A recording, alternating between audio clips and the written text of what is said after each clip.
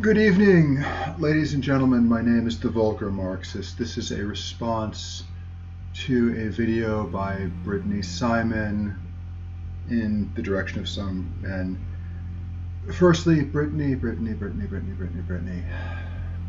Regarding your admonition that this needs to be a 5-minute video,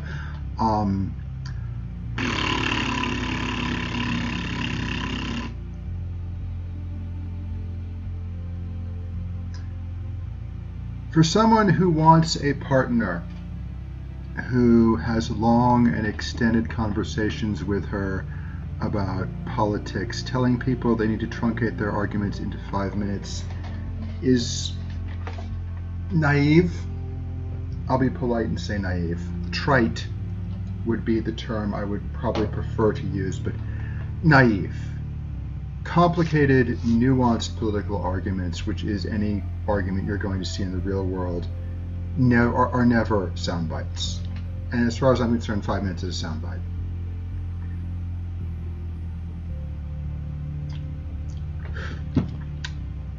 If the Brexit discussion had been limited to 5-minute arguments, well, the Brexit discussion was limited to 5-minute arguments, which is the reason the Brexiteers won. Now, I personally support Brexit. The EU is a garbage fire at this point.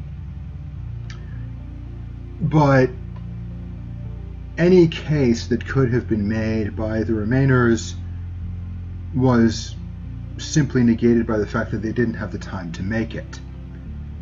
Complex, nuanced political discussion does not occur quickly or in short and easily digestible chunks. It is inevitably complex and therefore requires extended amounts of time to maintain.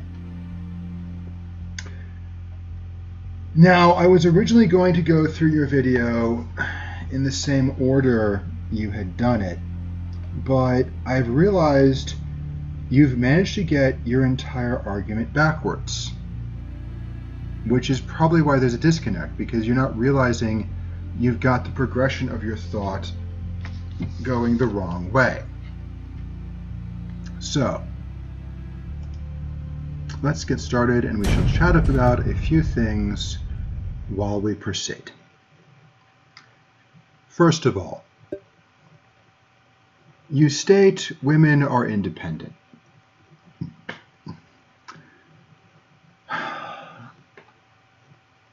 Let's start with your apparel. Did you mine the oil, refine it, mold the plastic, spin the nylon, weave it, dye it, all by yourself without the assistance of anyone at all? I'm assuming your underwear is an underwire bra.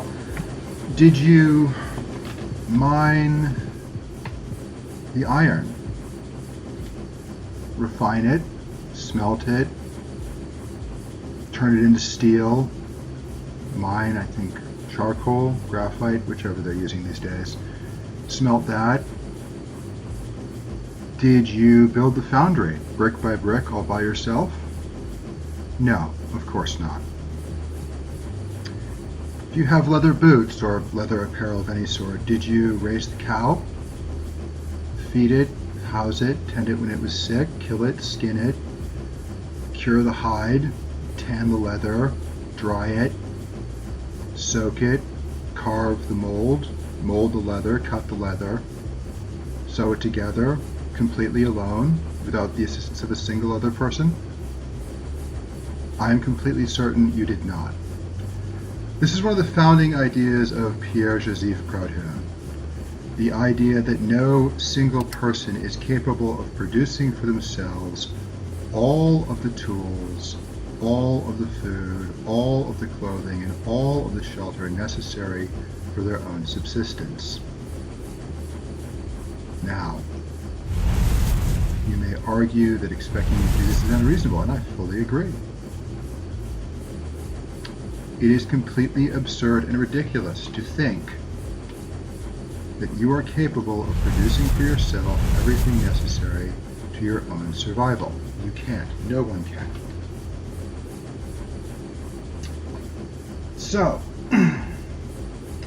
you are not independent. Now, you might potentially argue that women as a group are capable of doing all of these things as a theoretical argument. But by the same token, men as a group are also capable of doing all of these things.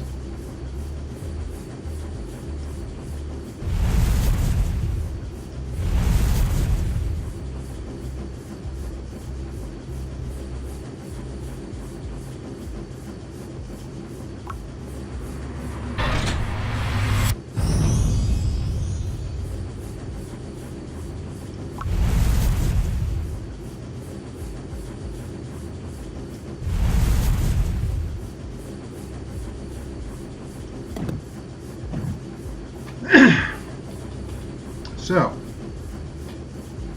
either both women and men are equally independent as a gendered group, no one being independent as an individual.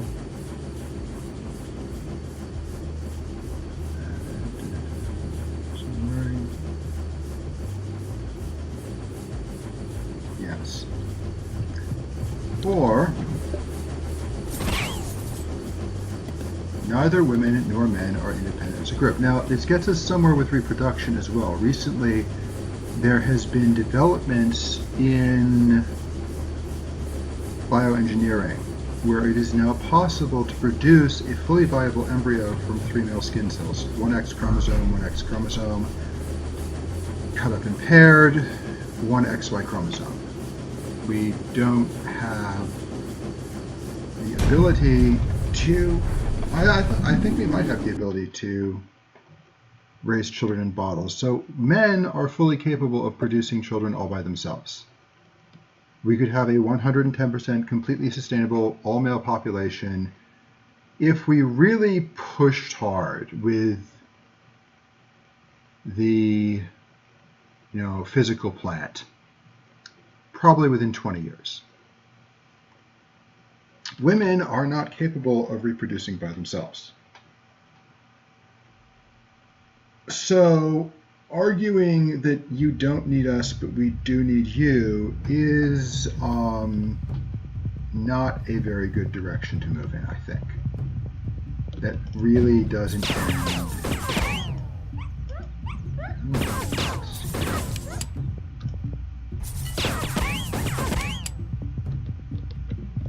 Very well for anyone on the feminist side of this discussion.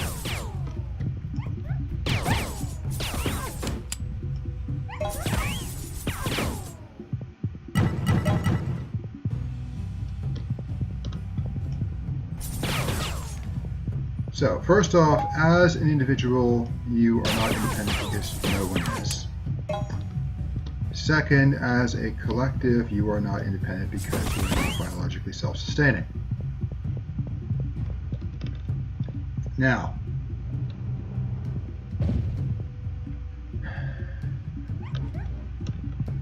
regarding your idea that people ought to be perfect,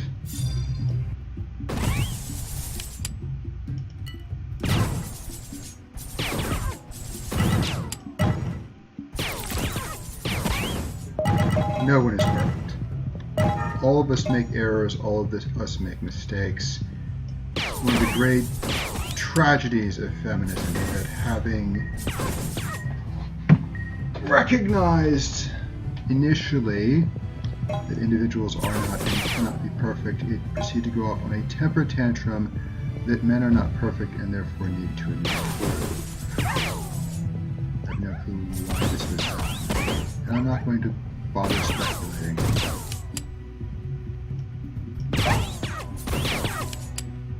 But no, you are not perfect, I am not perfect, no one is perfect, and expecting perfection of your partner is completely unrealistic.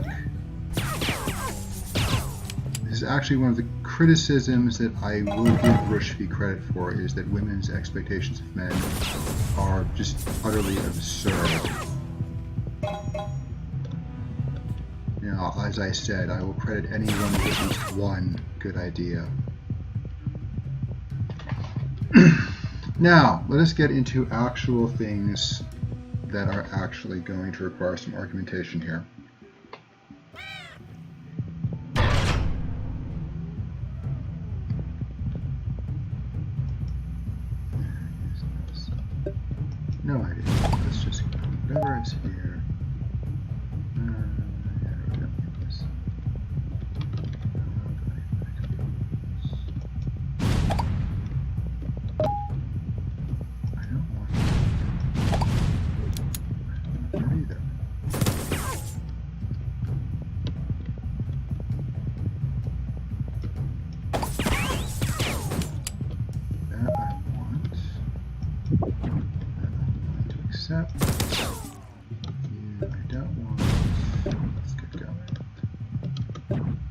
Okay. You stated in your video that men are not doing enough to earn you, and you don't understand why men are not trying to earn you. The answer is, you told them not to. For 40 years, we have listened to feminists declare women are not prizes to be won. If something is there for me to earn, then it is by definition a prize for me to win. If it is not a prize for me to win, why am I expected to work to earn it? It's annoying beyond all description. Where the hell is okay, we'll go this way. So, let me ask you a very simple question. Are you a prize for me to win? If you are, what are the criteria? If you're not, then I have no obligation to work to earn you.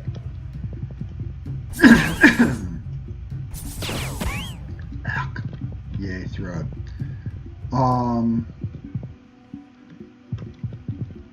We will get into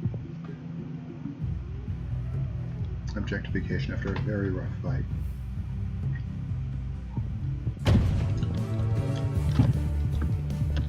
Here, puppy.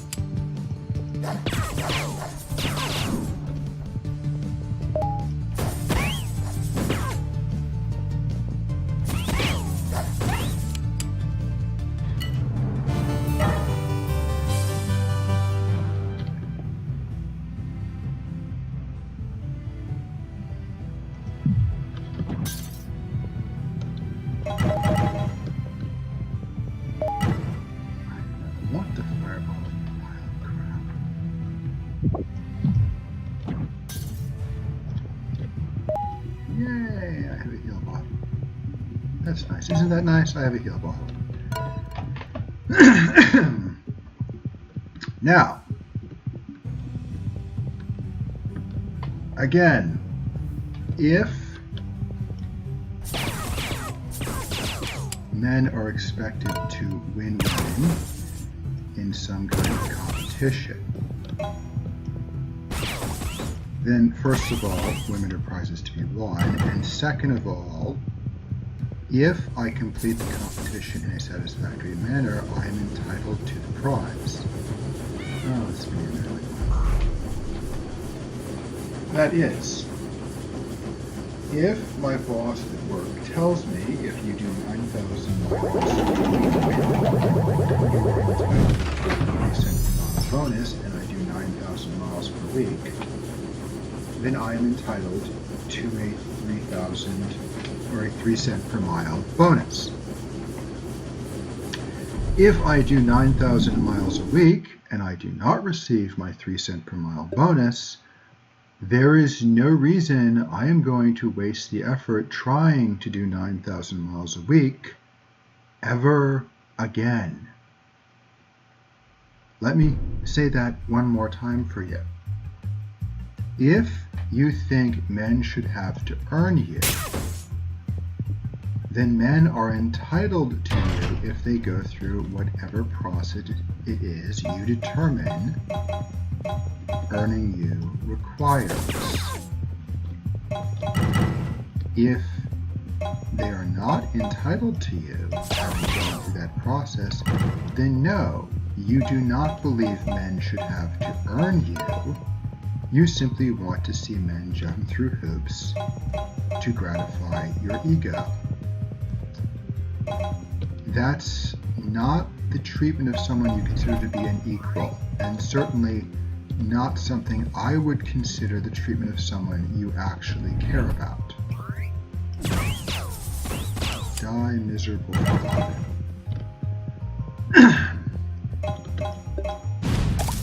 So, you need to make a clarification. First, are men entitled to you if they work to earn you? Second, are you a prize to be won?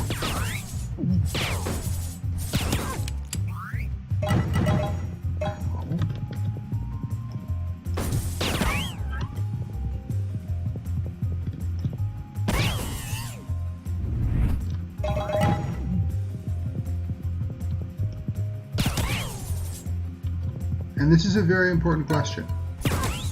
Okay? It may not seem like it, but it is. That was my third thing, you crap.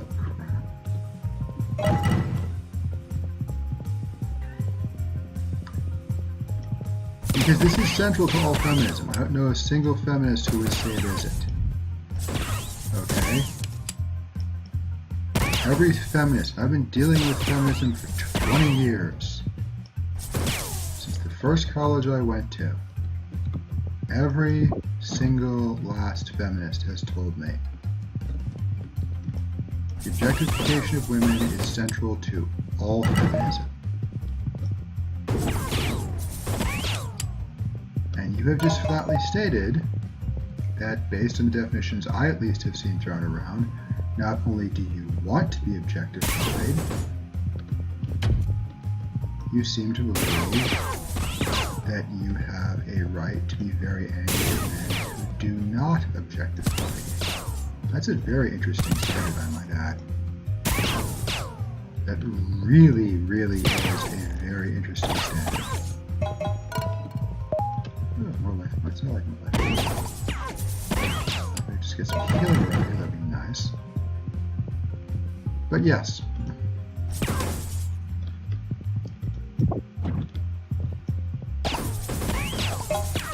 If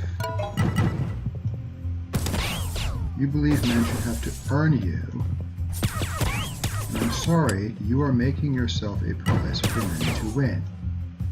And men are entitled to claim that prize if and when they have won it.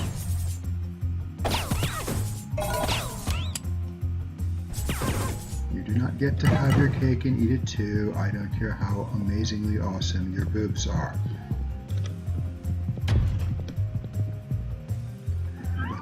Nope. Let's get going. Oh, I hate criminals. They're so bad. So, as I said, if you are there, if you expect men to work to earn you, and this is rapidly becoming a thing, I'd like to point out, this is very rapidly becoming something that is endemic in society, and I will flatly concede, men are not trying to earn women. You told them not to. You told them you were not a prize that was there for them to win, so they're not trying to win you anymore. Nice job.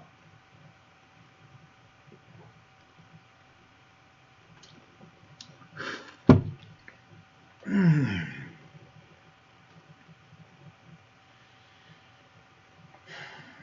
this is one of the things that I found absolutely hilarious when I was in college. Like one of the responses that I just utterly loved. There was a young woman who was furious I wasn't trying to date her. I mean, just livid. She's not talking to me to this day over this. There were a couple of them, actually. But when I asked her, listen, you expect me to win you like you're some kind of prize. Am I entitled to you? Am I entitled to the prize if I win it? And her response is, well, you do things even if you're not entitled to them, right? No. No, I don't. I don't do anything if I'm not entitled to it. If I'm not entitled to compensation for my work, then the only thing you're going to see me do is sit in my hindquarters playing video games, which is what we now see. Go look at labor force participation by gender. We are literally watching a generation of men who see no reason to do work in the first place, and when they are willing to do work, they certainly are not willing to put in the same kind of hours the previous generation was. No, I do not want to open that chest again. Right now, I don't have stats in front of me, but I think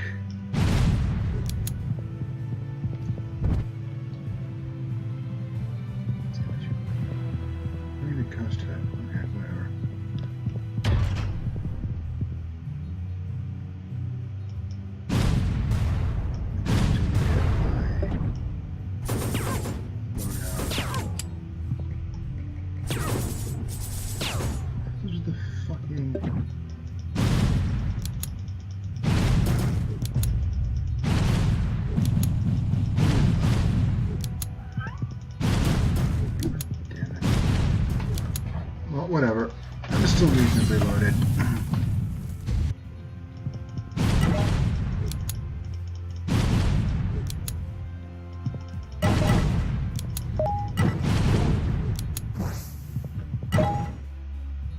It is the demon level, okay.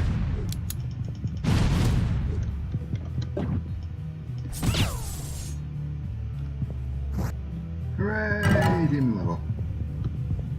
I absolutely freaking hate this. So yeah, right now I think in the past 40 years, male employment to this is working age male, 18 to, no, sorry, 25 to 54. 25 to 54-year-old labor force participation has gone from, I think, 90% to 70%. I know 30% of men are not working right now and have no interest in working right now. Because the only reason men were willing to push as hard as they did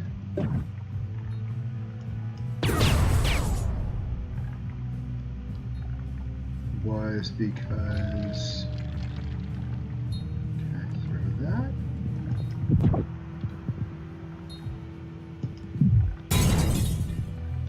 Nope, can't throw that, okay. Hooray, random decorations.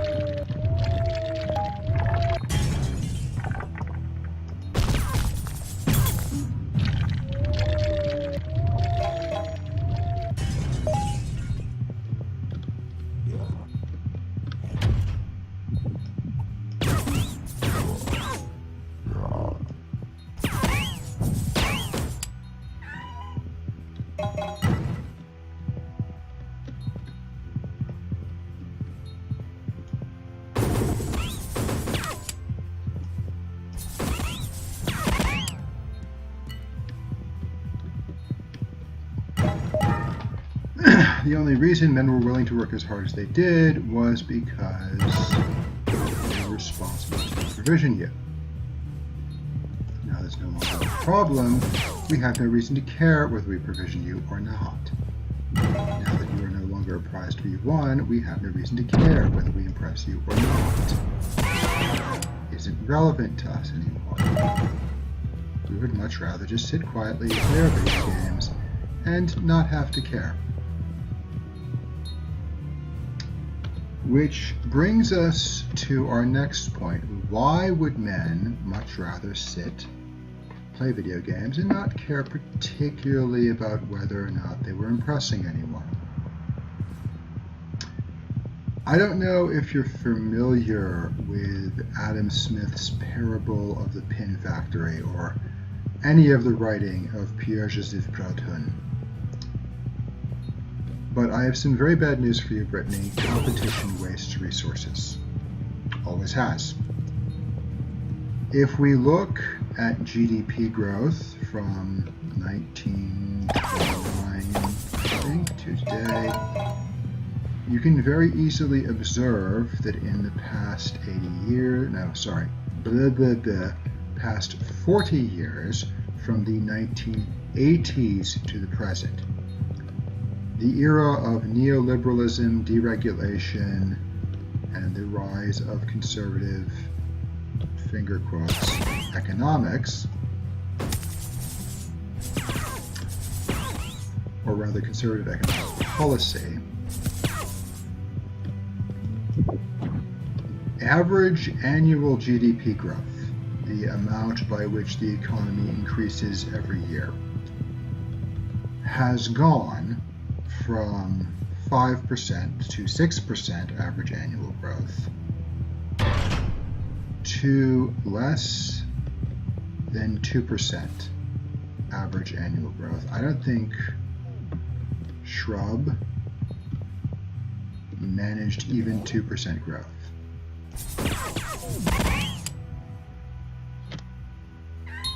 Average over his presidency.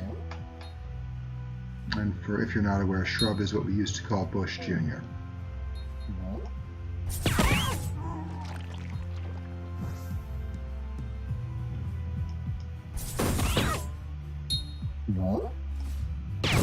Thank you, that was so nice of you. Guy screaming.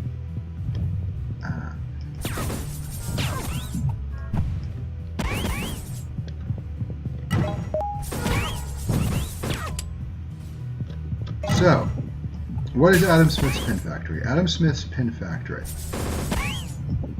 Adam Smith was writing back, I think, during 1600s. In any event, he went around to a bunch of pin shops in London and kept track of their daily output. And then went to a pin factory with hundreds of pin workers. And what he realized was that, well, an individual shop owner might produce, I think it was 100 pins in a day. So 100 pin makers working in their own individual shops. What in heaven's name is this?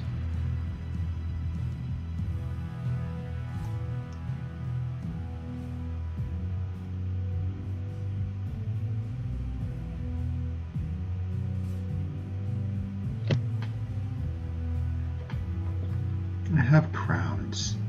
What the fuck do I need crowns?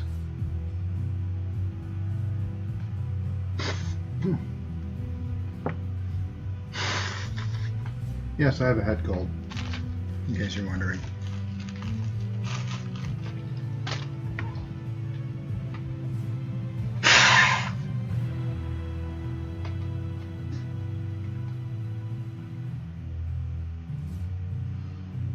Yeah, no clue. Whatever. Heading elsewhere. Junk. Okay. He observed that while a shopkeeper might produce, those aren't, why there's an whatever.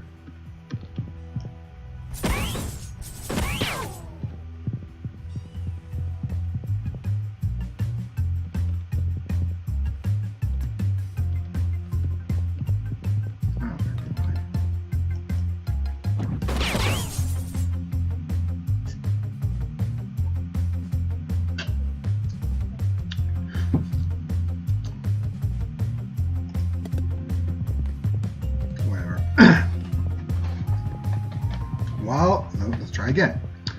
So we have 100 pins per shopkeeper. And we have 100 shops.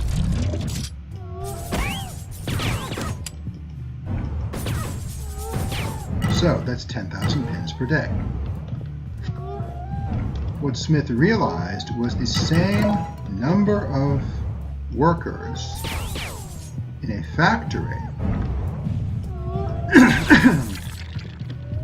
could produce 20 or even 30,000 pins in a day.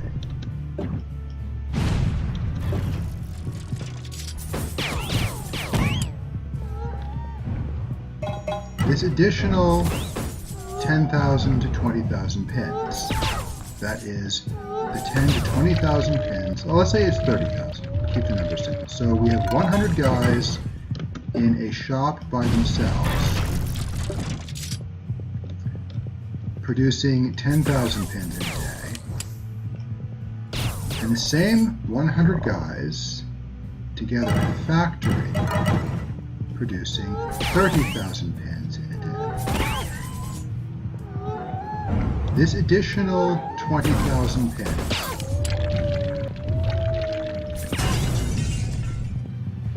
is what Pierre-Joseph Proudhon referred to as social labor, as opposed to surplus labor.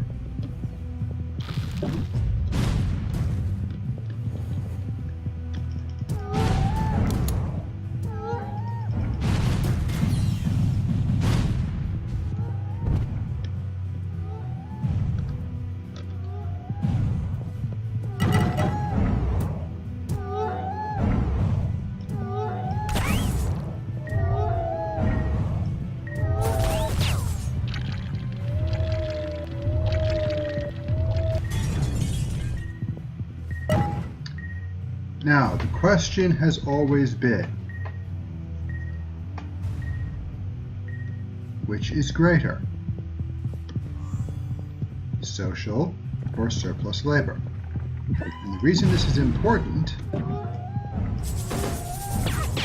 is because if the amount of labor necessary to feed, clothe, and house an individual is less than what can be produced by an individual themselves, then, as I have already informed you, there is no individuality. It doesn't exist. It is a fiction of the mind.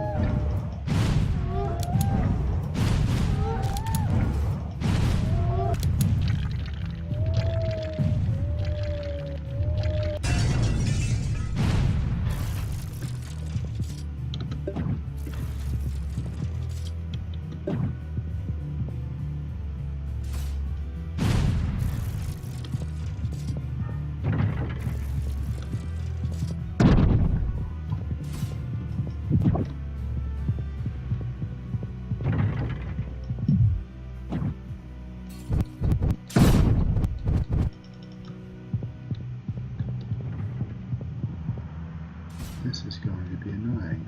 Okay. I really freaking hate trap puzzles. I just die.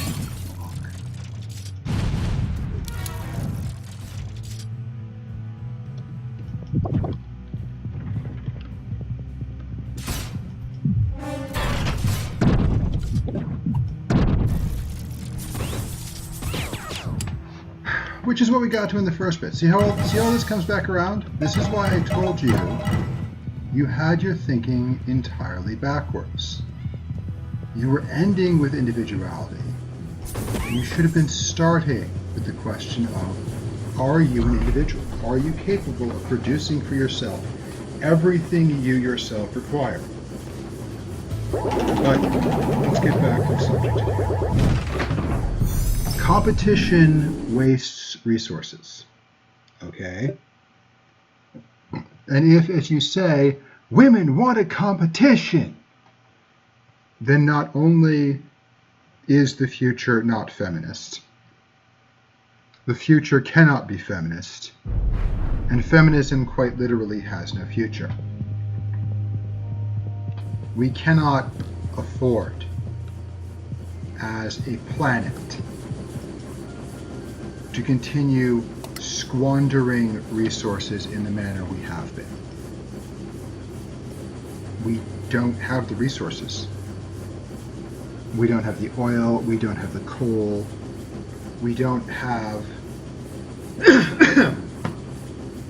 hooray, head cold. We don't have the carrying capacity. We don't have the spare saturation in our environment for the kind of carbon pollution that would entail.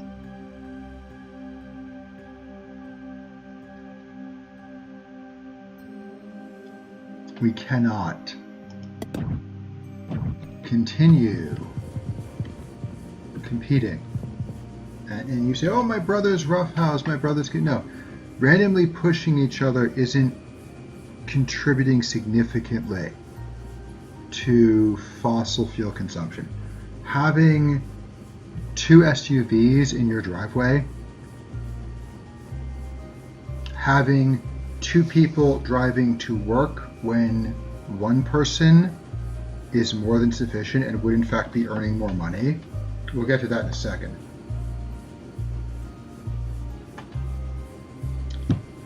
That's contributing to carbon pollution.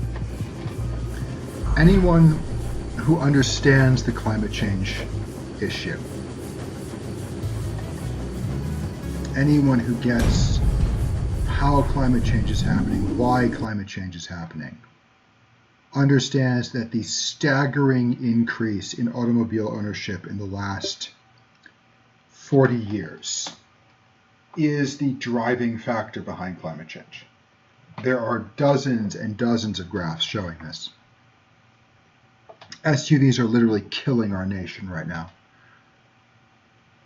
And it is because women expect to work and think simply because they have an income, it means they have no obligation to any males, is the primary driving factor behind the rise in SUV ownership. Which actually gets us back to something you said at the end, which I skipped over, okay? You said you don't need a nail. Okay. That's why we had patriarchy. That attitude right there is why we had a society run by males for generations. Because if Group A is entirely willing and happy to feed Group B, and Group B is completely unwilling to feed, clothe, and house Group A, then the moral thing to do, if you only have jobs for half the people, or opportunities for half the people, is hand the opportunities to Group A. That is, the group that is willing to ensure the survival of the other group.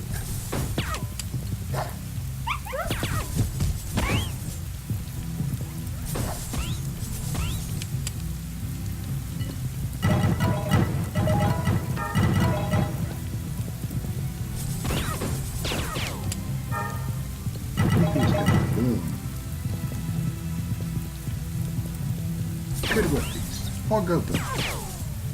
Boom boom whoopties.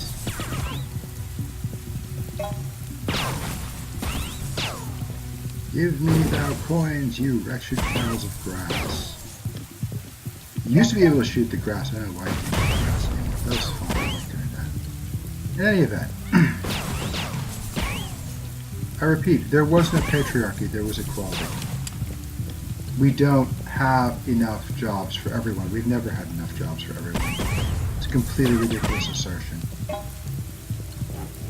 And the reason is very simple. When the supply of a commodity increases, its price falls.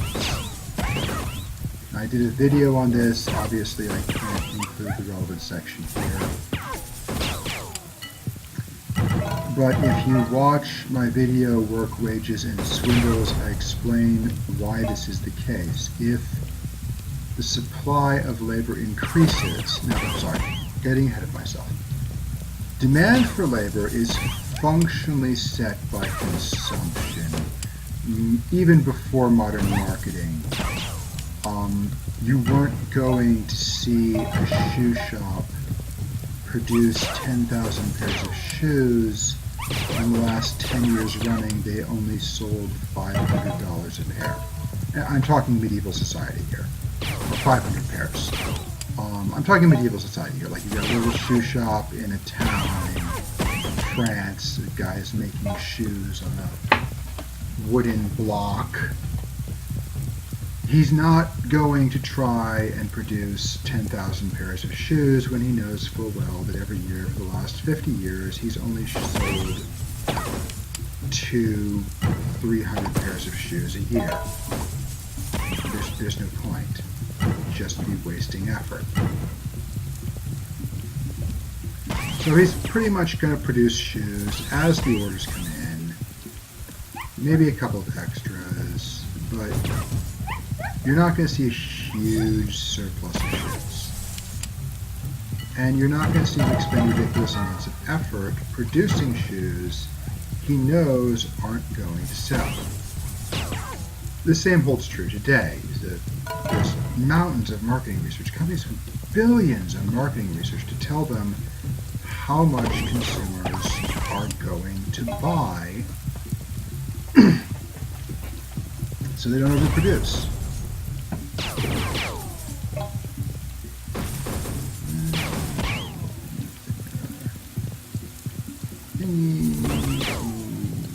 Wolfie, let that Wolfie.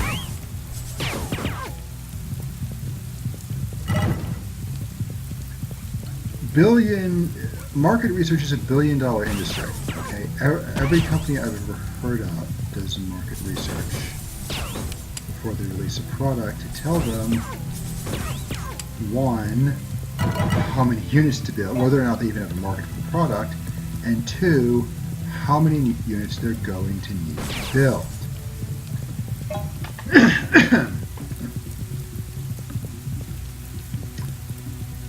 So, what this means, now that we've established it, is that, yes, I'm getting all this out of here before I start. I don't feel like dodging it, facing wolves. We'll get back to this when I'm done. Wolfie, Wolfie, Wolfie, Wolfie.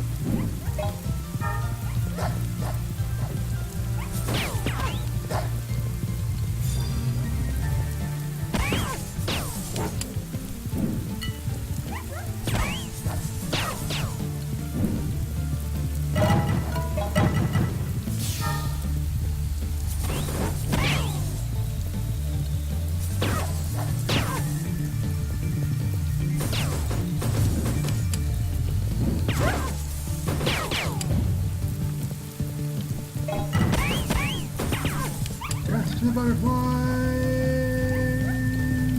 first.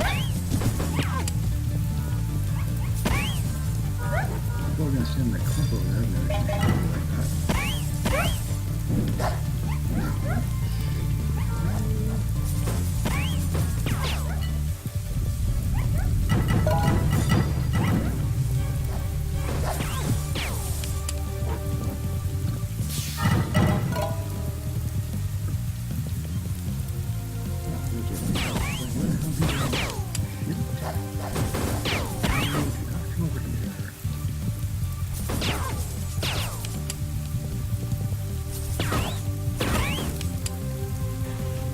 I should totally forget what the fuck I was talking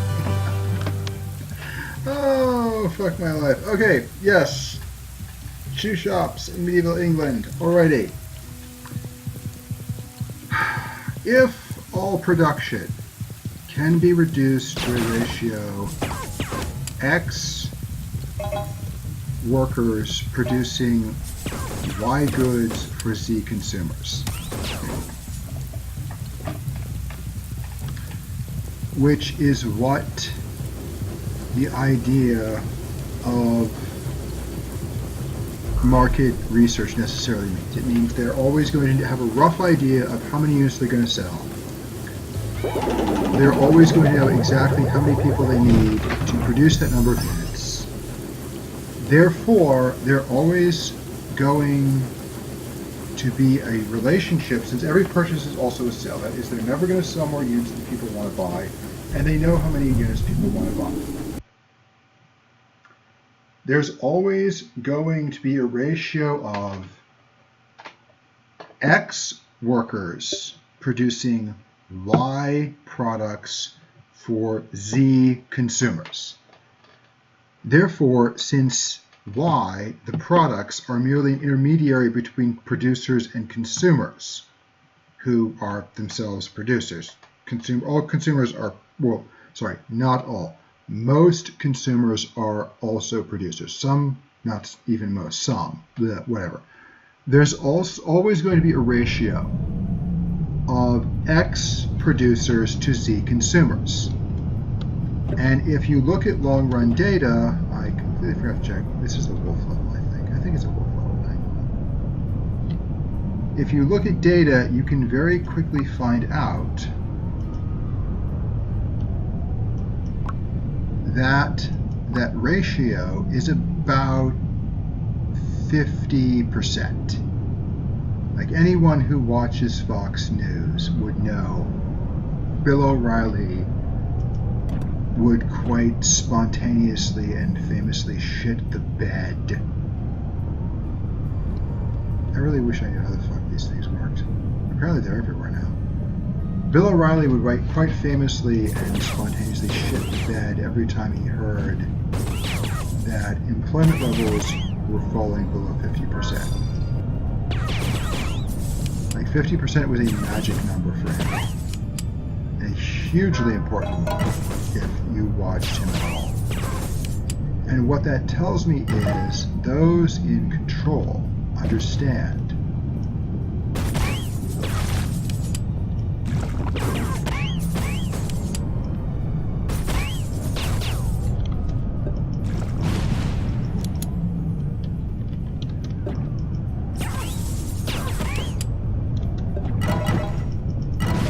that if the employment to population ratio falls below 50%, they're in major trouble. They're going to have to pay ridiculous amounts of wages. Oh yeah, that's where I was going with this. Derp. Okay, so we've established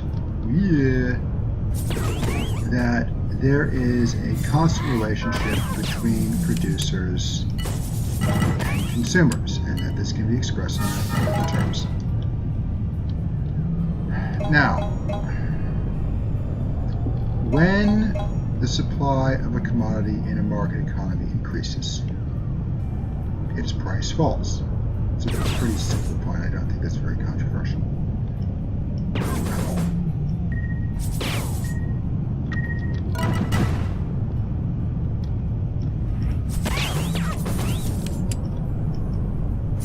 If the price of shoes doubles,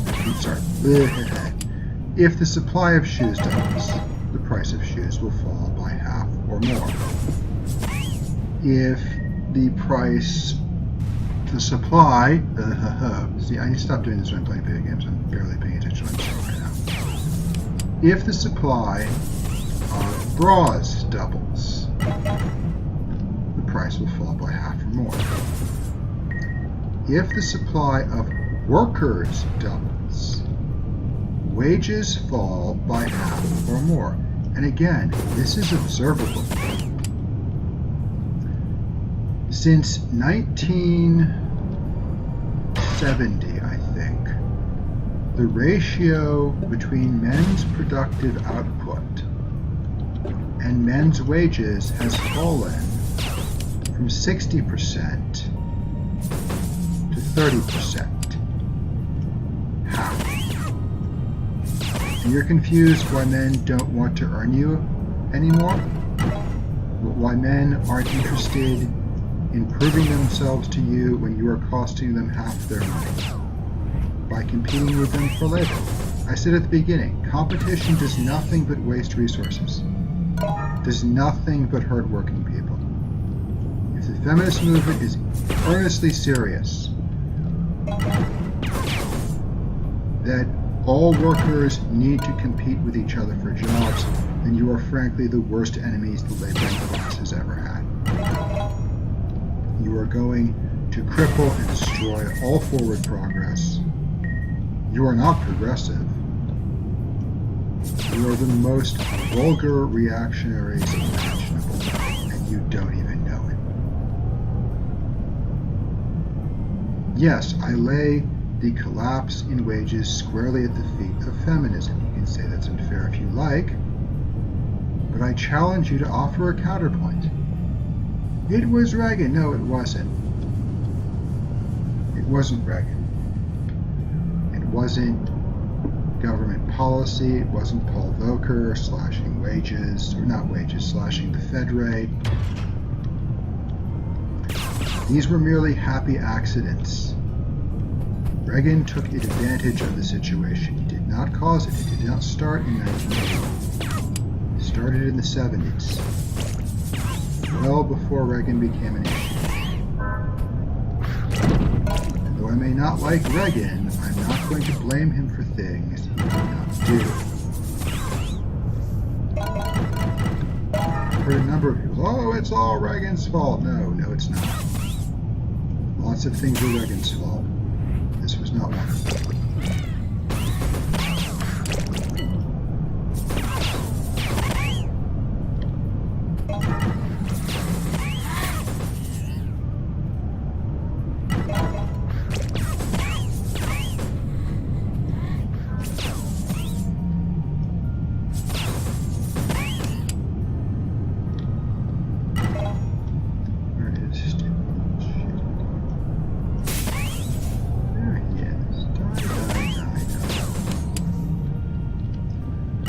So yes, competition wastes resources, hurts workers, and is not anything we can afford to deal with going forward.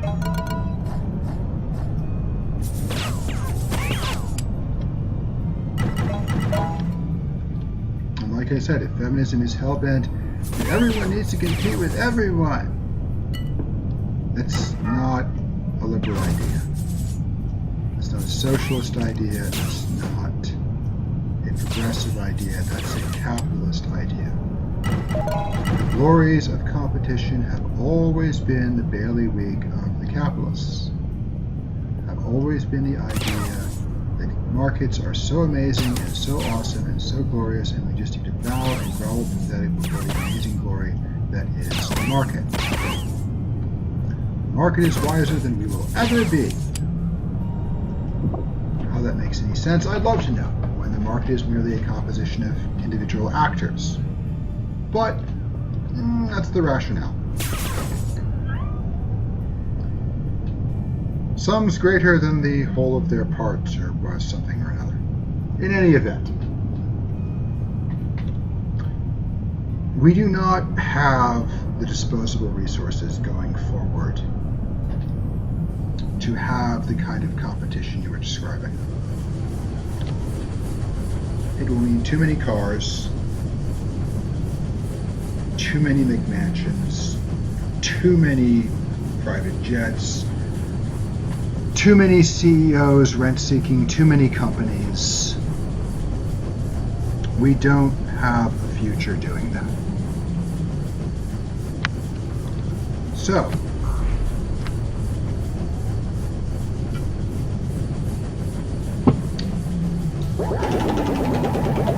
short break while this loads. I'll be right back. Excellent.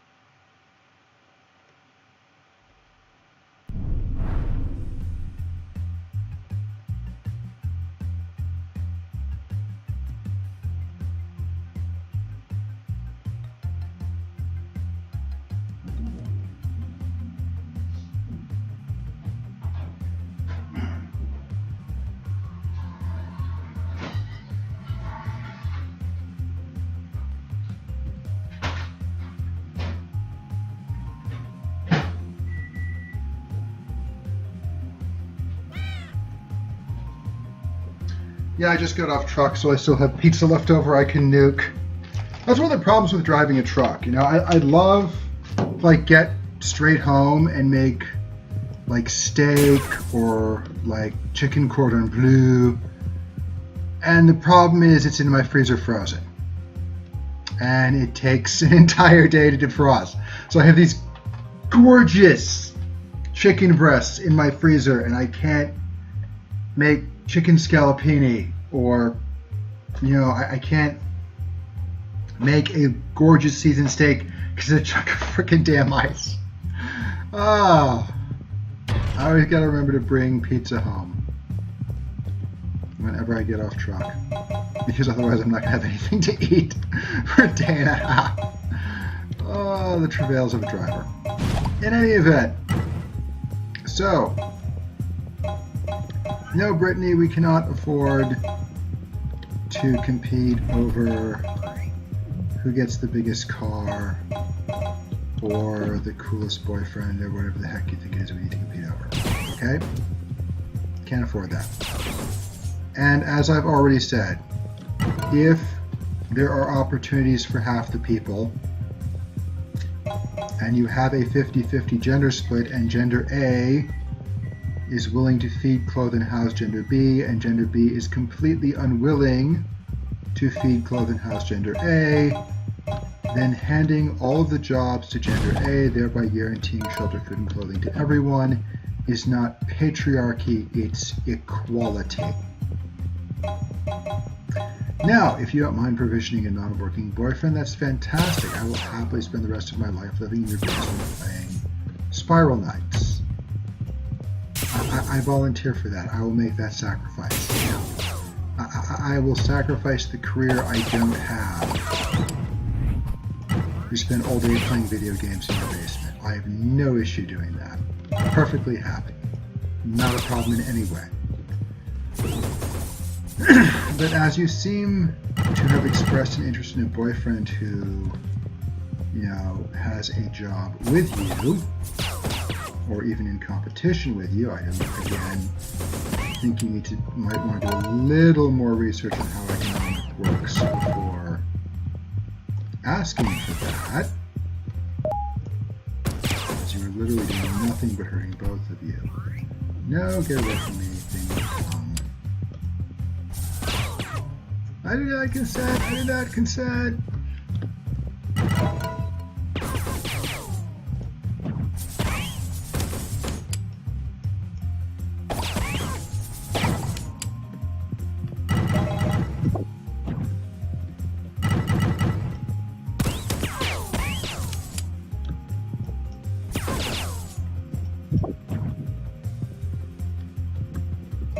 For some reason, I remember the yellow ones were really important to... Not sure what. Oh yeah, they feed my pet. Derp.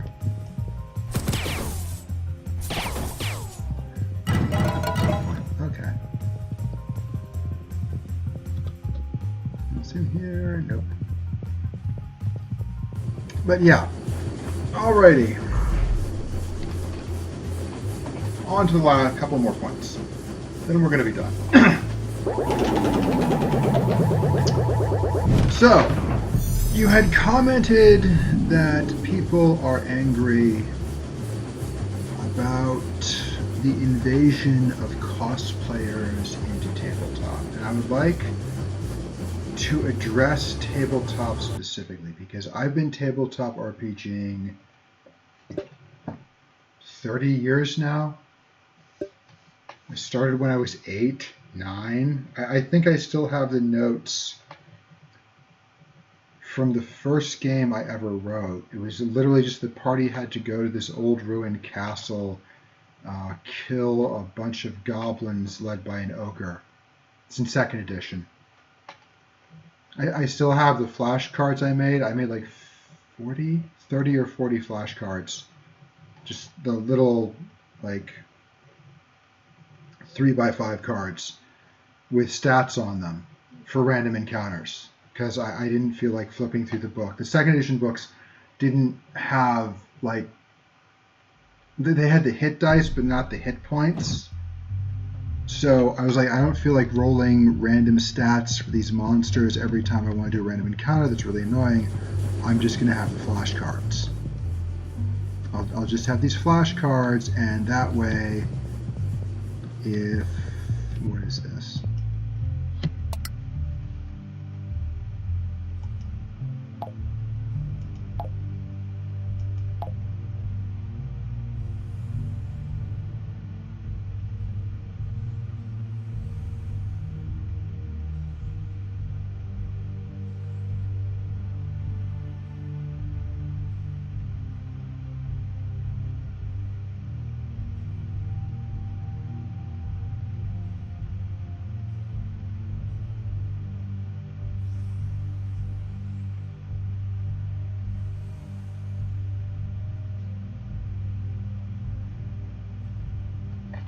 For some reason, I think my stove is on right now. Yeah, stove's on.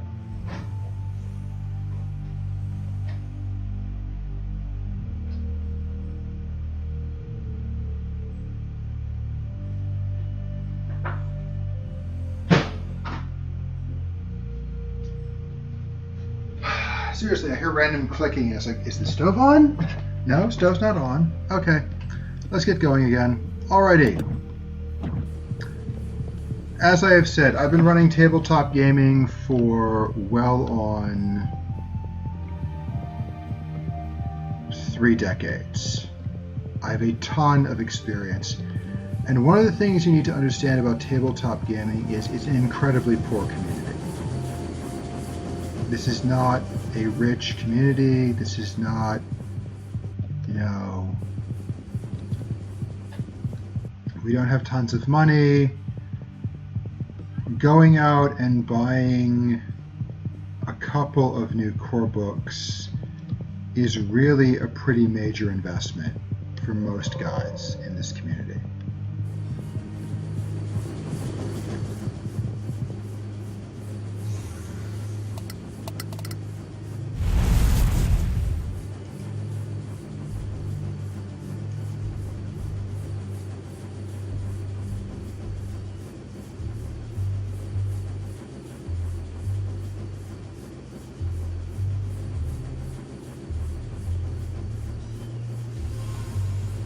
You know, 2 new core books, that's $100.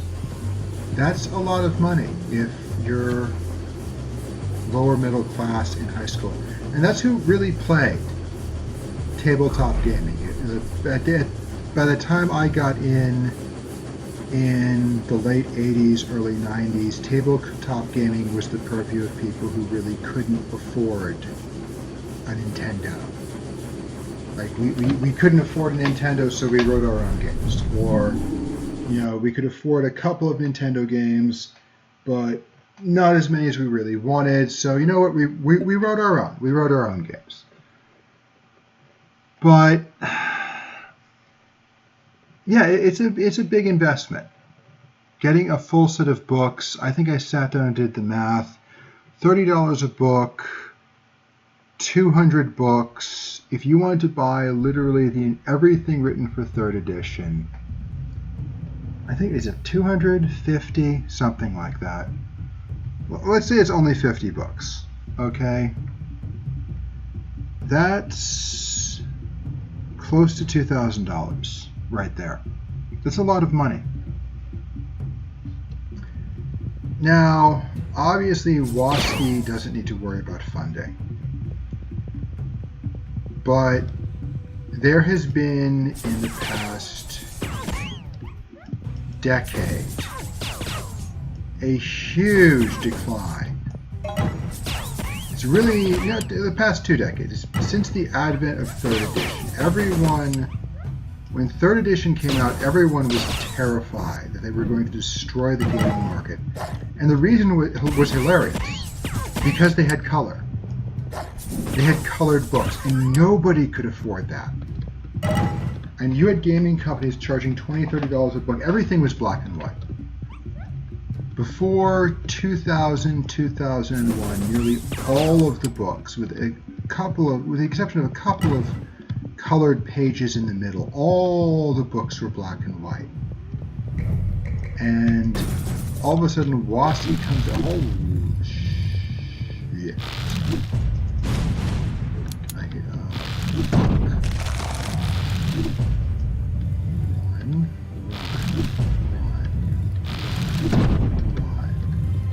This is done.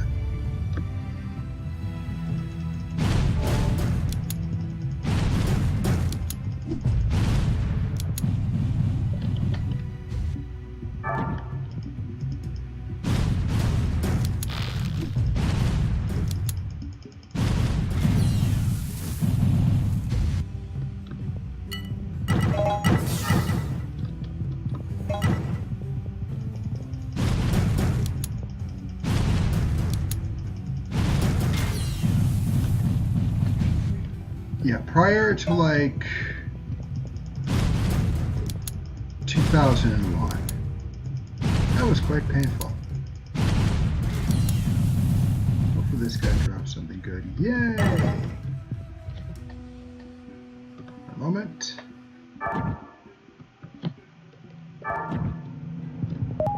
Mega capsule! I love mega capsules. These things are so nice. Yay, yay, yay, yay. Alrighty, prior to 2000, 2001, all of the gaming books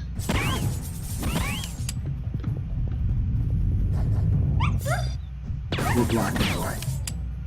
And you had dozens of companies. You had West End Games, you had Palladium, you had...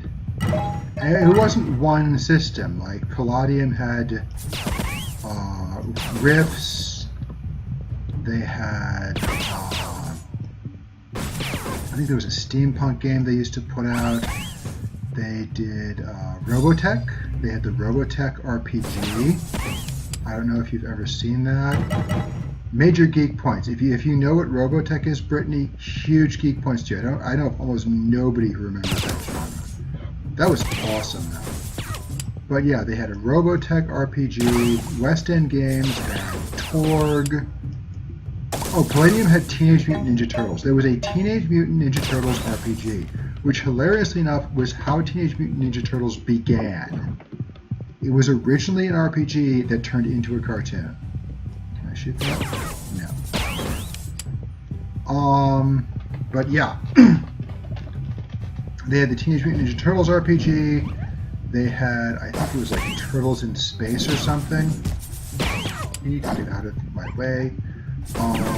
They had the Three Galaxies RPG, which was a full, like, space-style combat RPG, where you're literally flying around a giant star cruiser. West End Games is gone. They are full-on dead.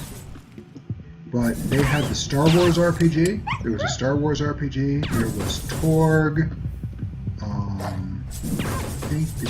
I think they did Paranoia. Paranoia was the RPG. You'd actually, if you want competition, you would love Paranoia. It was an RPG where the party's greatest enemy was inevitably the other party members. Who was it who produced Call of Cthulhu? There was someone. Wassy ended up buying them out. But I know there was a Call of Cthulhu game before Wassy took them over. Let's see what else was there. There was a couple of steampunk games. FASFA produced BattleTech and Shadowrun. White Wolf produced World of Darkness, Mage, Werewolf, Vampire, all of those. Wraith was actually an interesting concept. I would have liked to have played Wraith, but I couldn't find a group. What else?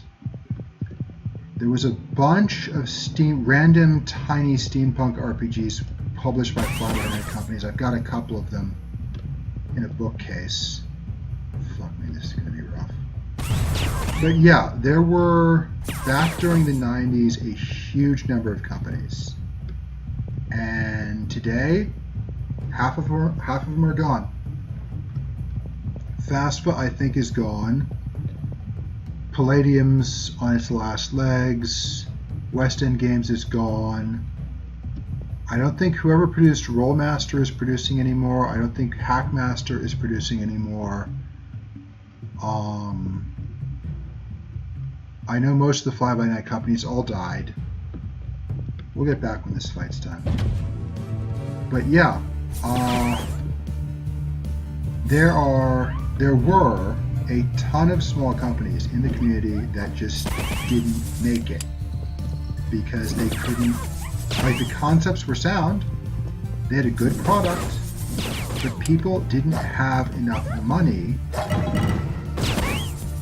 to buy a product that might be sort of kind of good.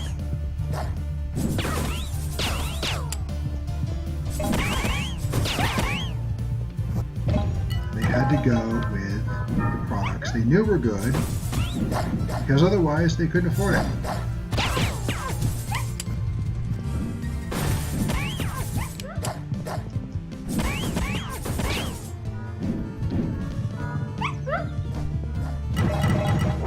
So what does this have to do with Thought Audit and chasing cosplayers out of tabletop? Let's say there's 200 cosplayers. There are 200 cosplayers. I know that. And let's say they're making $10,000 a year cosplay.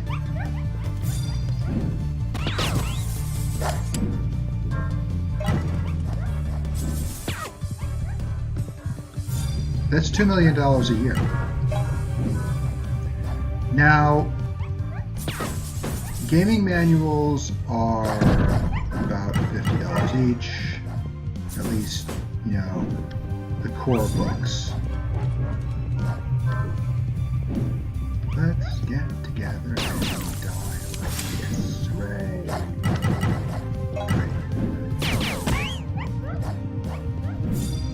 Core books are $50 each. So if you have $2 million, sorry, core books are $50 each, decent starting publication. Ow.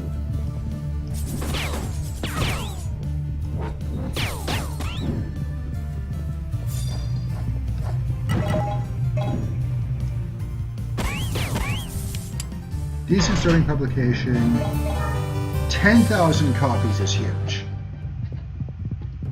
It's been a few years since I've looked at numbers, but the last time I looked at them, selling 10,000 copies was, oh my fucking god, we've made it.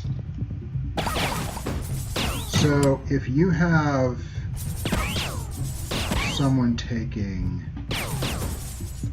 $2 million, a group of people, not one person, but a group of people taking $2 million out of the gaming community for anything other than books, that is literally for small businesses that just died on the vine.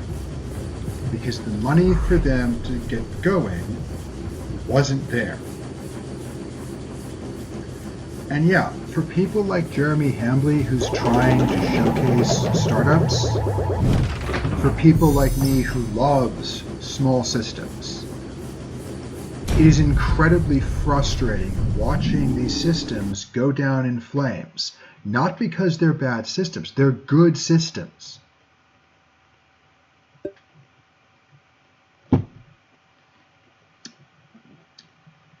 Torg by West End Games has what is hands down the single most incredible corruption system I've ever seen in the game.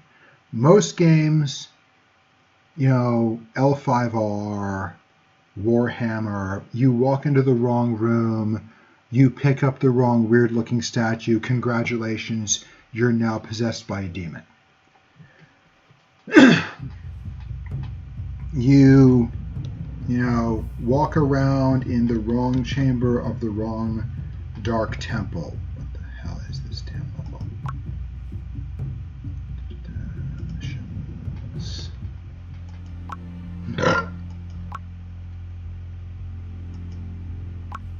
Now you walk around in the wrong chamber of the wrong dark temple, and you now have goat's heads spraying at the moon. 3 of them growing out of your ass. Oopsie. With Torg, the best way I can describe it is a quote from Girl Genius. We all chose to reach out our hand and take the Jaeger. Every last one of us chose of our own free will to reach out our hand and take the Jaeger drop. Torg is based entirely on decisions. The Torg corruption system, is based entirely on decisions made by the player. You must choose to take an action you know is going to result in you being corrupted. And go, yeah, you know what, I'm going to do that. Doesn't matter that I know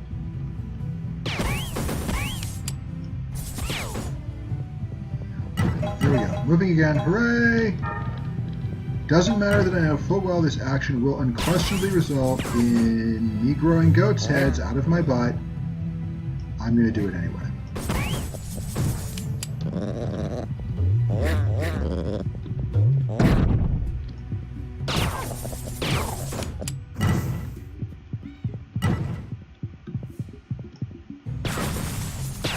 Give me those goat's heads. I'll take those goat's heads right here, right now. Totally fine, not a problem. So, what the hell? Does it go around? Oh, it goes around. Okay, awesome. That's moderately annoying, but we'll do it anyway. Alrighty. And I love that about Torg. Now, it's not... I walk into the wrong... I walk into the wrong room, I pick up the wrong statue. No warning, I'm just corrupted because random chance of fate. It's always something the characters did. And that system's dead now. That system's gone. Okay, it's out of publication. You can find the books online, but yeah. Relying on the vagaries of abandonware is not something I'm really super okay with. And there's certainly no one promoting it these days. Like, just not happening.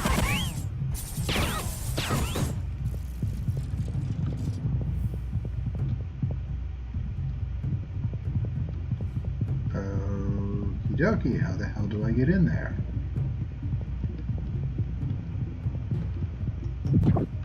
I have a pot. Do I throw the pot at something? Let's go look around. This is a puzzle. So, what does this have to do with thought audit? All right.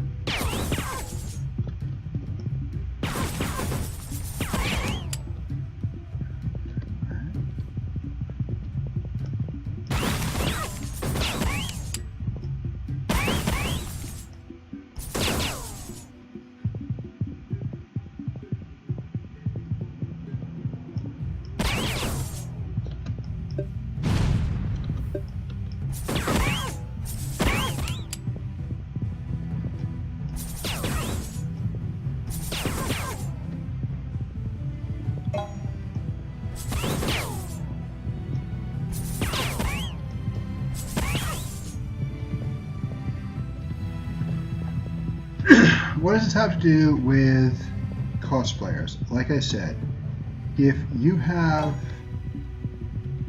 $2 million draining out of this community, that is a huge problem. That is a huge, huge problem.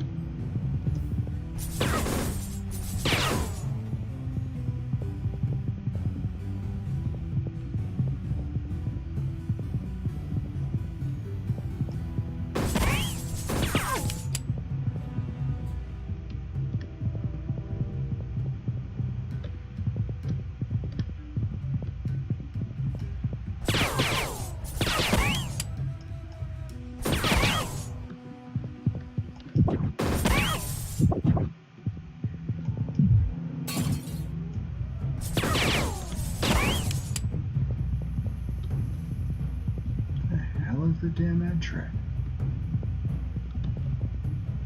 That's annoying beyond description. Okay.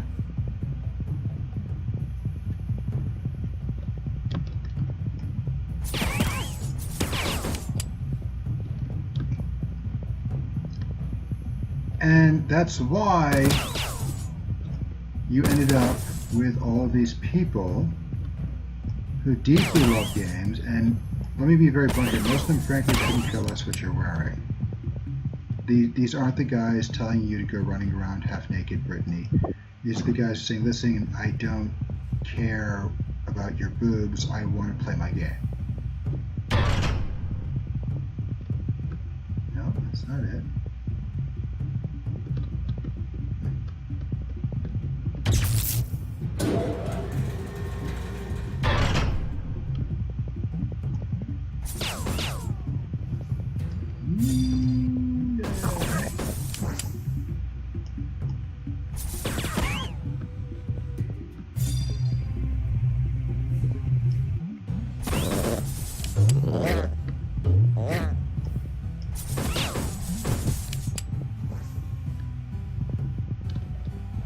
Let's go see if that did what I wanted to.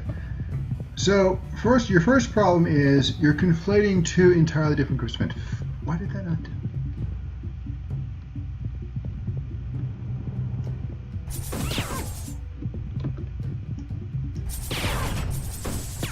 Yay! That did it. Knew it had to be in our bush somewhere. Oh! Thank you. I will take that. I like that. Yippee, yippee, yippee. Okay. So, first of all, you're conflating two entirely different groups of men. Okay, there's guys who think your boobs are amazing and want to see more of them. And there's guys who really could not possibly give a shit about your boobs. They want you to stop draining money out of the community they love. Okay, I guarantee you, Jeremy Hambley does not give two fucks about your boobs. I can pretty much guarantee that.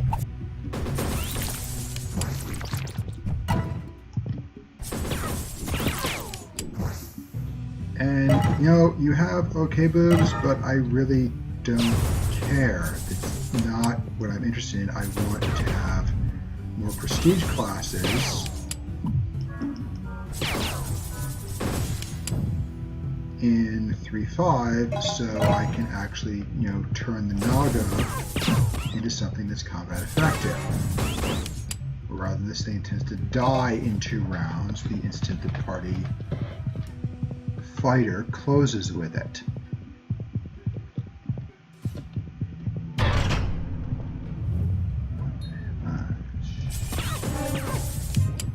Go away, horrible thing. Another demon was supposed to do.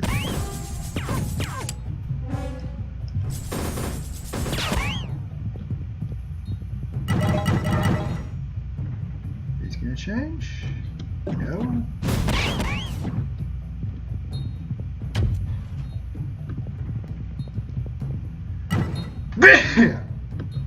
Yeah, head cold.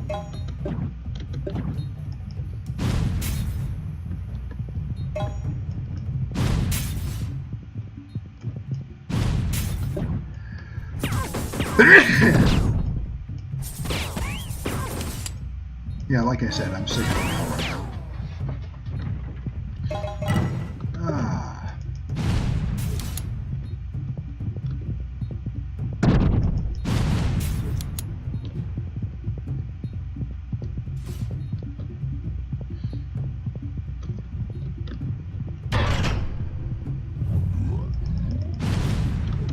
not the gun I need for that. Oh god, yeah, let's shoot demons with a fucking demon gun. That's a great idea.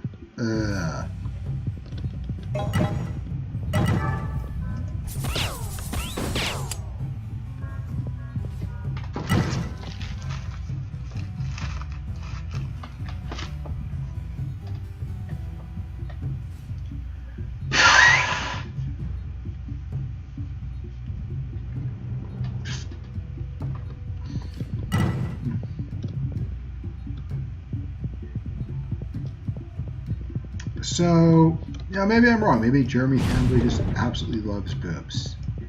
He's married, so his wife might have an issue with that, but...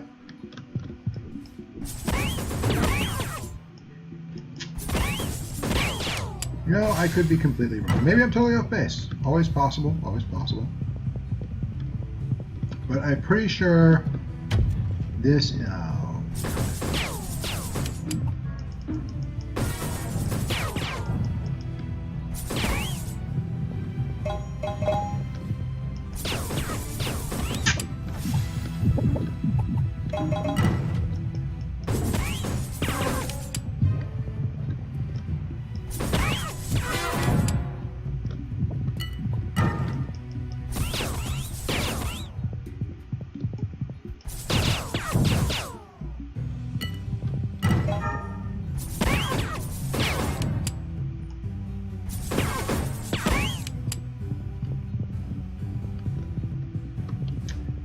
So, the reason you are seeing men, at least in tabletop, politely ask you to please, for fuck's sake, stop draining money out of our community is because our community is dying for lack of funds. It's not about your boobs, it's not about hypocrisy, it's a perfectly consistent position, which is in fact entirely reasonable given, again, I repeat, men have lost nearly half their income due to you competing with us for wages. You know, we were very polite, we were very civil, we said, okay, they say they're going to be helpful, we'll let them into the market, and your response is to knife us in the back. That's not a very nice thing to do. And then complain when we say, okay, you just knifed us in the back, we're leaving, we're out. This isn't worth dealing with anymore. Oh. Run, run, run, run, run, run, run, run, run, run. Yeah, I don't want to deal with those.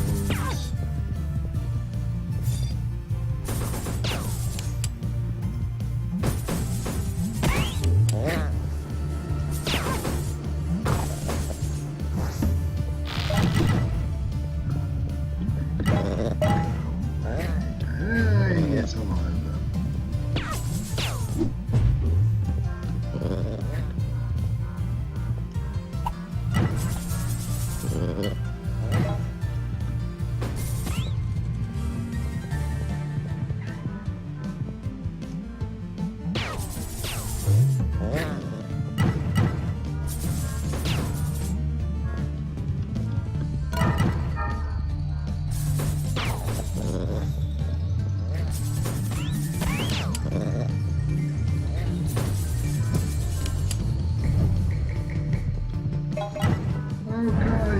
Free death things. Why are there so many free death things?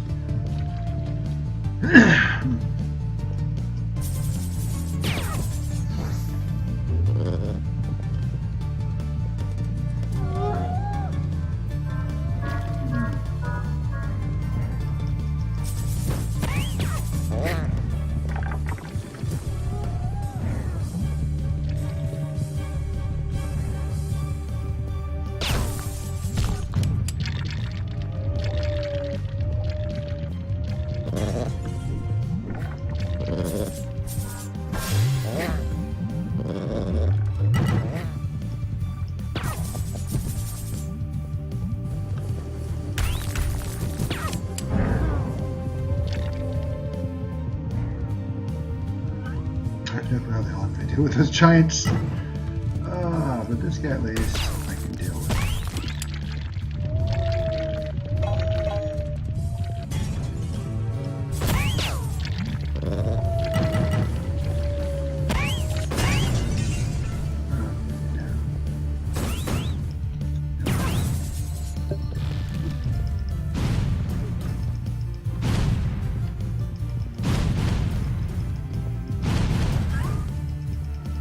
gotta get a shadow blaster. This two-shot stuff is for the birds. Now, where was I? Okay.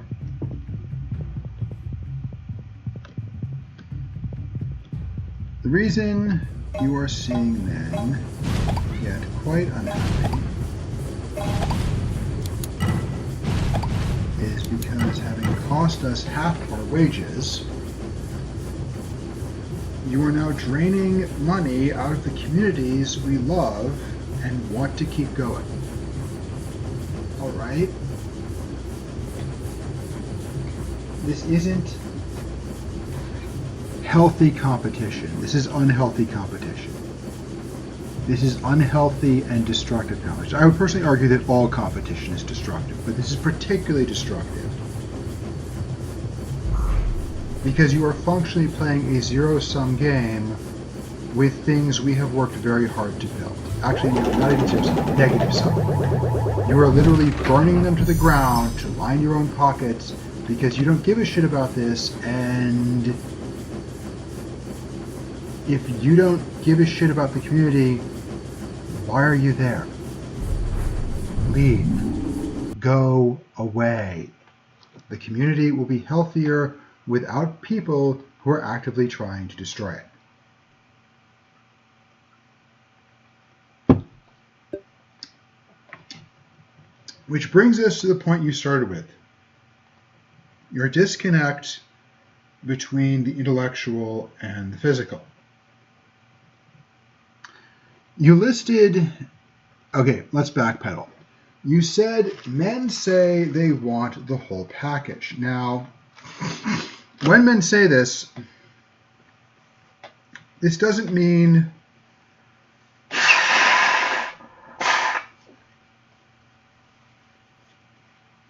we want someone who's everything. Okay? And I completely forgot to check what the hell level this was.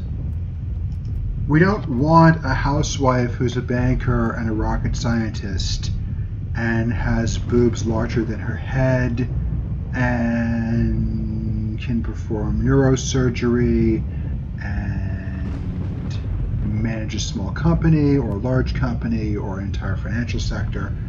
No, that's ridiculous, okay?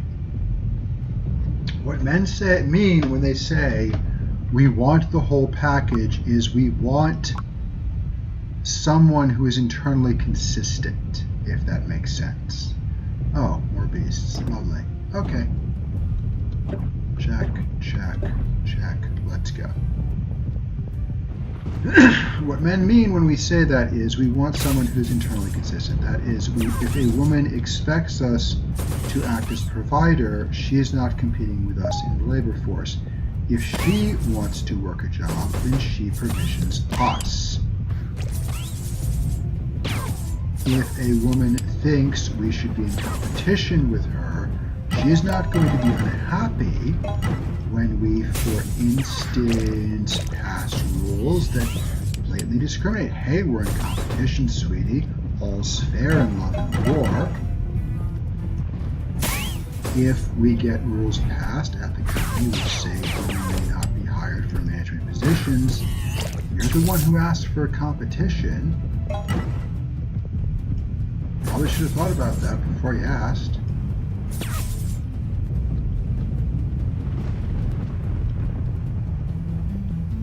Oh, that's the marks on the floor. Does this mark on the floor do something? No. Does this one? No. Does this one? No. Ducky, I'm very confused right now. Whatever. Charging forward! Now, if you ask for something and then get angry when other people do it, that's slightly hypocritical. Oh shit, that one can do that. Alrighty then.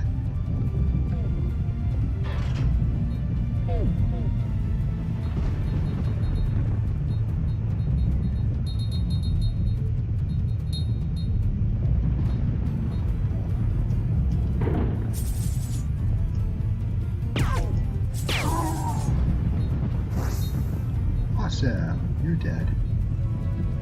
What the hell are these things?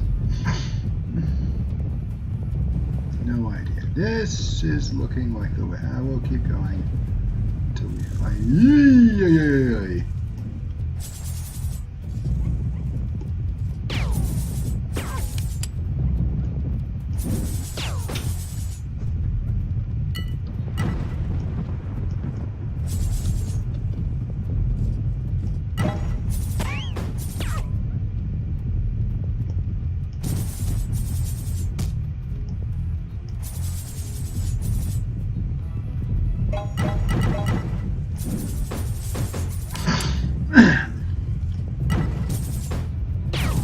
So that's what men mean by the whole package. That is not that we want everything in the kitchen sink, which is what you genuinely seem to be requesting. Rather, we want someone who is internally consistent, who is willing to accept that they need to sacrifice something for everything they expect to gain. Where the hell did that come from? Whatever, let's try this way. You, on the other hand, not only have a massive disconnect in what you want,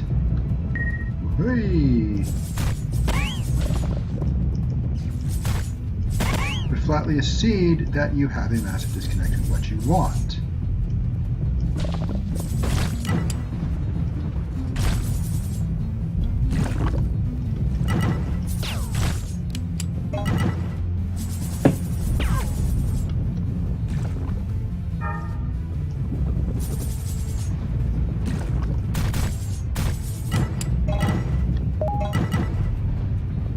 And you openly say this at the start of the video. You're not finding what you want, and has it occurred to you that what you want may be completely inconsistent? The reason you're not getting what you want is because what you want is inherently contradictory. I'm just going to throw this idea out there, okay? Like, in my experience, I've known a lot of guys over the years. I've known guys who are in the BDSM community. I've known guys who did all kinds of stuff. But the one thing I've noticed is if a guy consistently wants to be dominant, it's usually because he doesn't want to have to deal with other people. Or rather, he doesn't want to have to deal with the messy business of other people are asking stuff of me I don't want to deal with, so I'm just going to say I'm dominant and I don't have to deal with it. Now, there's a very large difference between not wanting to deal with other people because, you know, you're trying to benefit from what they are doing without having to return anything, and not wanting to deal with other people because they're being toxic. I'm completely fine with men not wanting to deal with relationships because they've had bad experiences with people who were unbelievably toxic. That's completely reasonable and entirely appropriate. If, however, as I am describing, he consistently does not want to deal with other people because he is not willing to invest as much as he is taking out, which is one of the major issues I have with polyamory. I've observed quite a few polyamorous relationships where, in my words, one person is very clearly doing all of the heavy lifting and having none of the fun. But if you have someone who is very clearly demanding others do more than they have any intention of pretending to try and do for them in return, that is a major problem. Okay? That is a problem in anarchism, I would hope is a problem in feminism, I would hope is a problem in the BDSM community. If it is not a problem in the BDSM community, then I have very severe concerns about the BDSM community as an ethical institution. Okay? I'm just going to say that. But as I was saying, most of the guys I have seen who were very into I am dominant, I am in charge, I am here to get what I want, really were not interested in doing as much for their partner as they expected their partner to do for them, or doing as much for anyone as they expected to be done for them.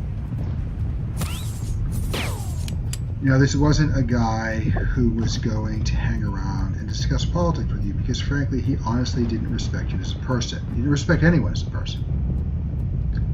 Most of the guys I've met who were what you would call solid doms genuinely did not respect anyone else. Other men, women, anybody. They were in charge and everyone else needed to do what they wanted or GTFO.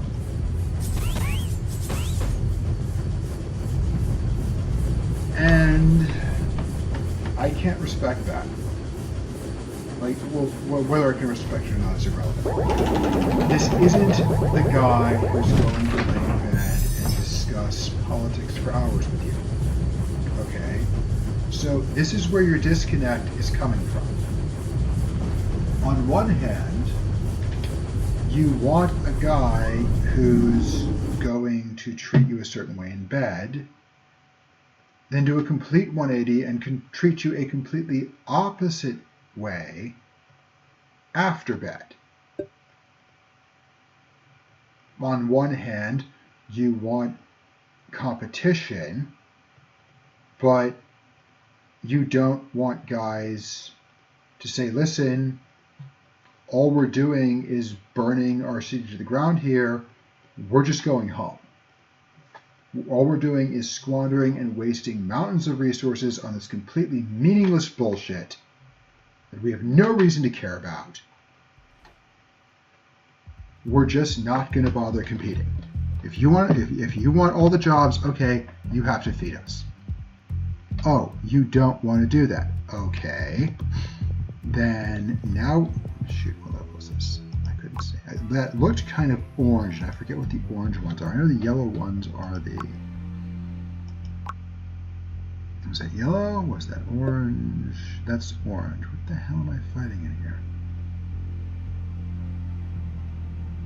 What the hell is orange?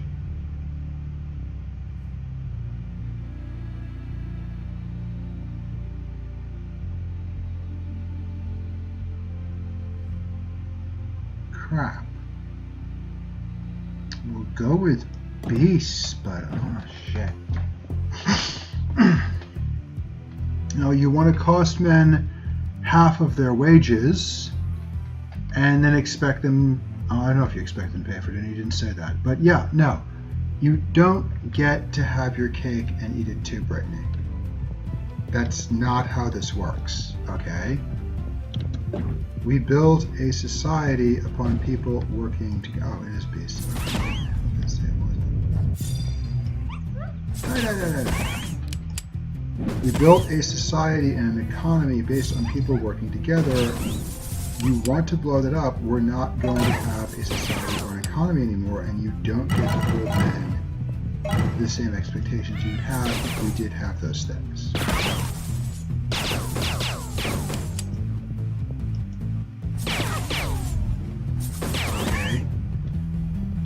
There is a concept I have made to describe this called tutelage. All obligations come with entitlements. A duty is matched by a duty.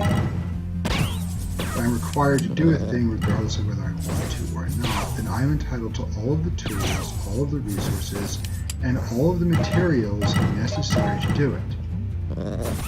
If I am required to win you, regardless of whether I want to or not, then I am entitled to everything necessary to do that. If I am required to engage in competition, regardless of whether I want to or not, then I am entitled to everything necessary to compete effectively. If I am not entitled to everything I require to compete, then my obligation to compete is null and void.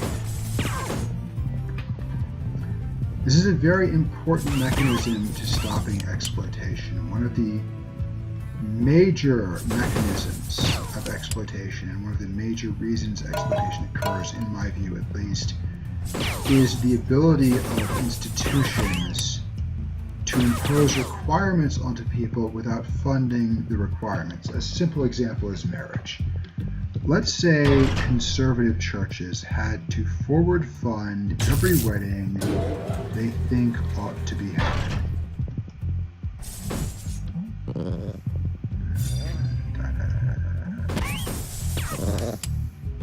Now, weddings on average are $50,000, I think, and since there's...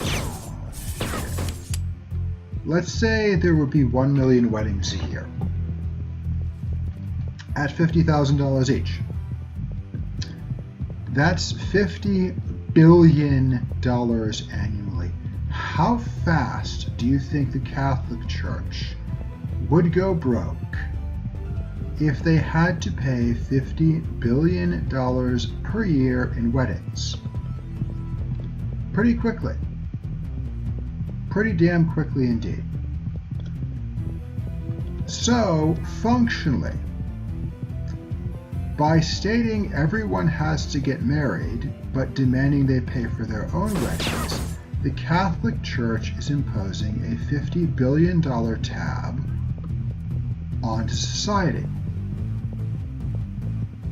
The Catholic Church is, I assume, benefiting from everyone getting married without having to pay the cost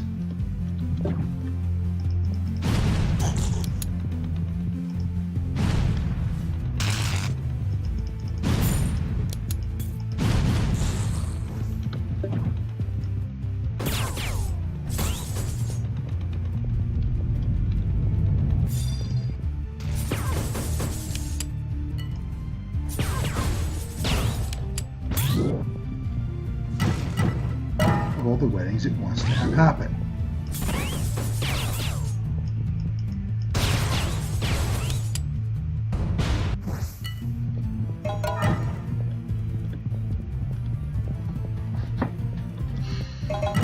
And this is true of multiple things. Like I could go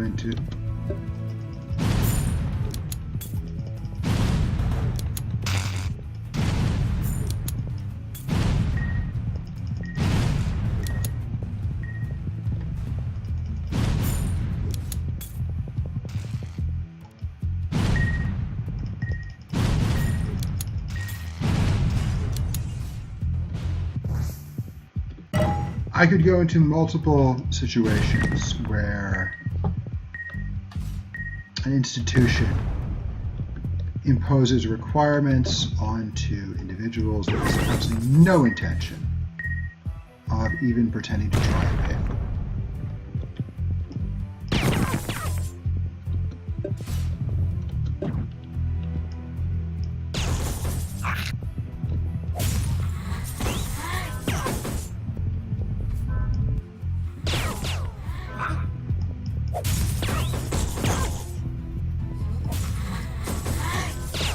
Orange is Gremlins, apparently.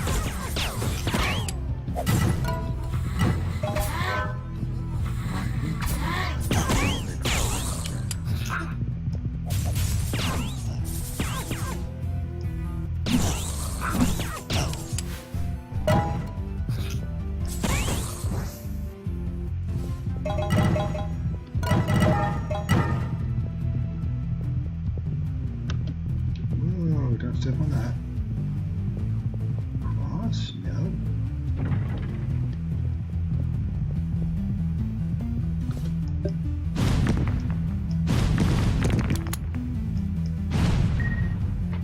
But yeah, there is your disconnect, Brittany. You want someone who's going to do what you want without having to do anything they want in return. That's not equality. That's exploitation. And you need to understand that is what you're demanding of men, is that you be allowed to exploit them. As a men's rights activist, my answer is no. You are not permitted to demand more of men than you give men in return. Woofy! Goodbye, Woofy! Bye-bye to Woofy. No, I don't want to be bitten. Thank you.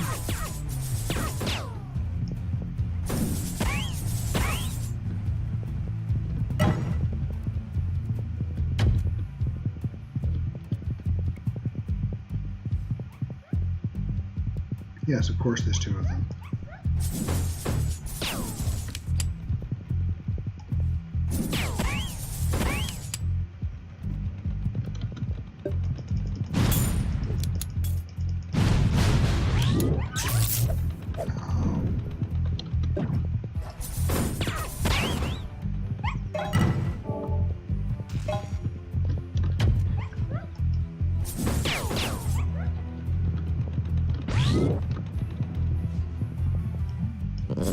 Ah, what the hell are they? I hate these things.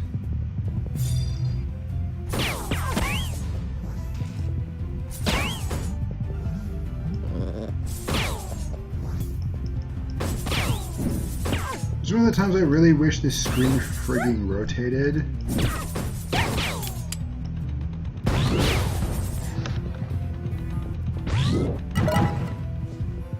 Run away, run away, run away, run away. Anything here? A few of them. Let's all get together. Have a bunch, guys. And here's you.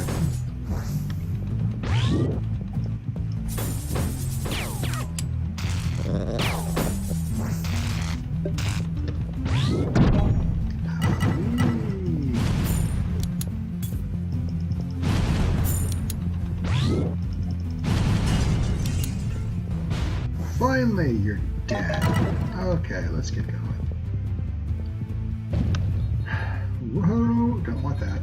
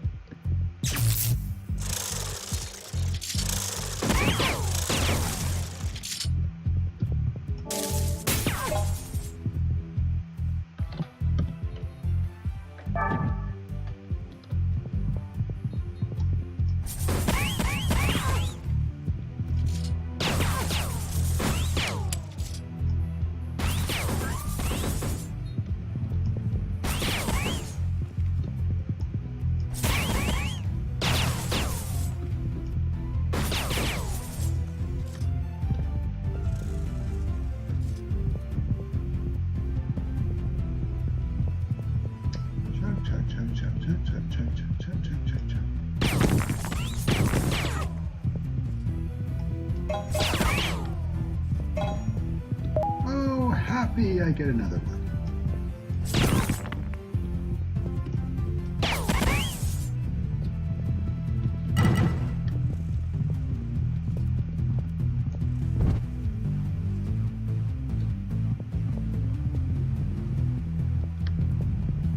I never really used the shield very much. I may start really soon. Oh god, don't come out, please. You horrible little thing.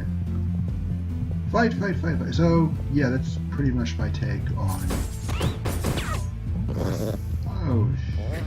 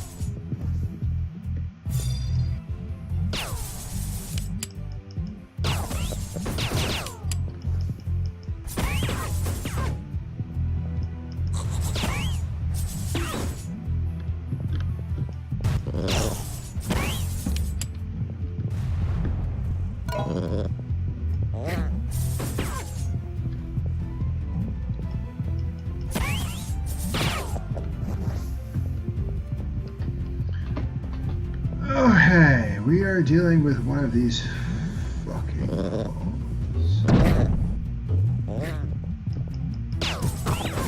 Oh my god, go back to things.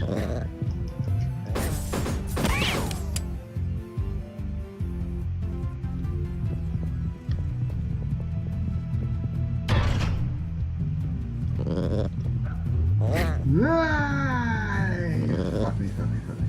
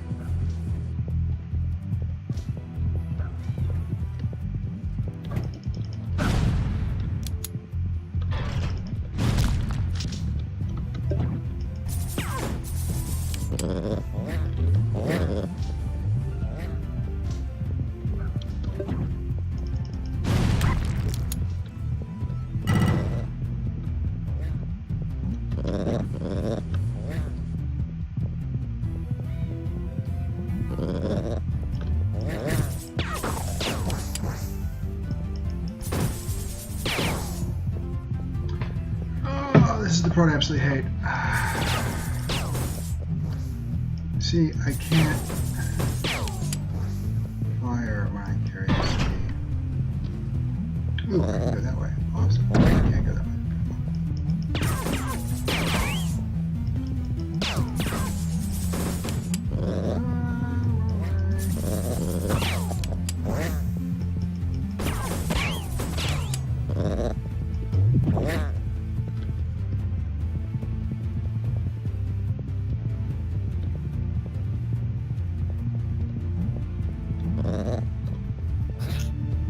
Oh fuck, they generated more goblins. Fuck you, fuck you, fuck you, fuck you, fuck you very much.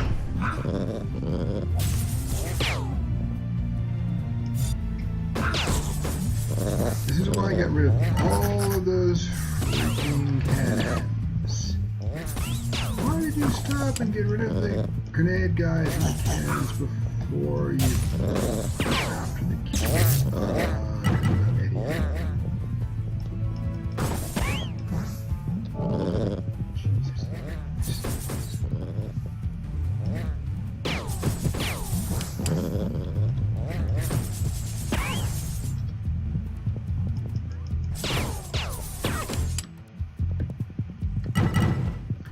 Needle shot is such a beautiful weapon. I love needle shot. Yanta, yanta, yanta, yanta. Yeah, I really don't have much more to say. I'm just going to finish this level out and stop the video. Bye.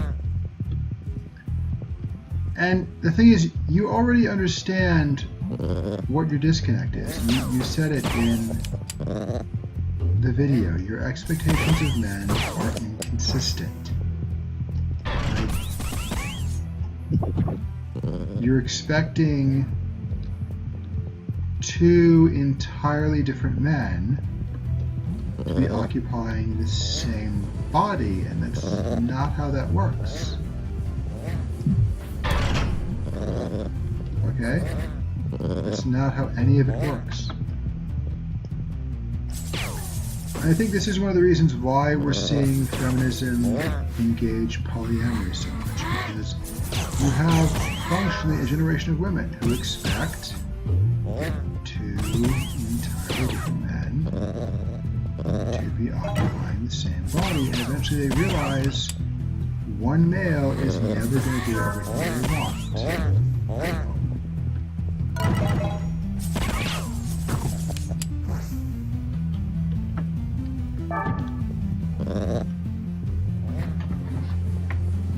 And they have to square that circle.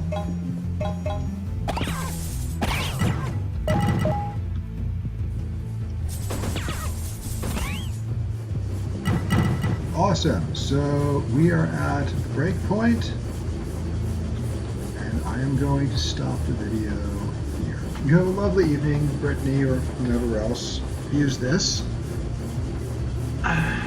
You need to square this yourself. Nobody can do it for you. Okay? Your ideas of what you want a male to be are in conflict with your own ideas of what you want a male to be. That's not something men can deal with. This is entirely on your own head. Have a good night.